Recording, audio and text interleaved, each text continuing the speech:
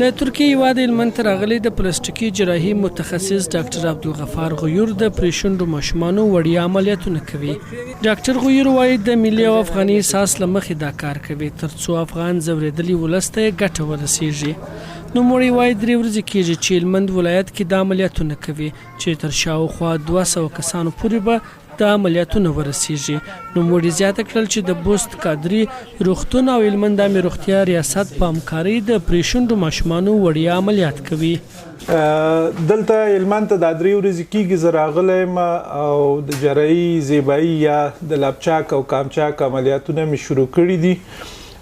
تقریبا 50 شاوخوا ماشومان م عملیات کړه، شاید 100 پورې نور ماشومان عملیات کو او دغه ماشومان چې دلته بستریږي د بوست کادري روغتون په وسیله او د سیاتامې د ریاست په طریقه باندې هغوی راجستر کوي او دلته موږ راجستر کوو، بستر کوي او همغه د عملیاتو کټګوري جوړو، روزمره عملیاتو او دغه مریضانو باندې هیڅ ډول مصرف نه راځي، یعنی معاینات، بسترې، د عملیات دوای، پس له عملیات نه ټول مجاني دي.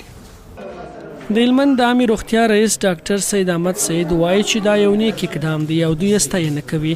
د هغه په خبره چې 300 ماشومانو نوملیکنه کړې چې تر شاوخوا 200 کسانو پورې به عملیات کړي. نو ارزښت ډېر زیات دی انشاءالله او په الحاله چې تعداد یې موږ رجسټریشن تر 200 کړی دی، نو ماشومانو خو تر 200 پورې انشاءالله که وخت غویر صاحب درلودی عملیاتونه کوو. د هلمند ولایت له بېلابېلو سیمو ولسوالیو څخه د ناروغو ماشومانو والدین خوښ دي چې د اولادونو د پرېشونډو درملنه یې په وړیا ډول ترسره کیږي. دوی د افغان ډاکټر له دې اقدام څخه مننه وکړل. شنه زوی د خو دغه مې راوستلی دي، وسو طاقت مو وروره نه درلودی، ډاکټرانو ته مراجعه کړې ده، هغه ول په 20,000 روپۍ درته عملیاتو، موږ دونه استعداد نه درلودی.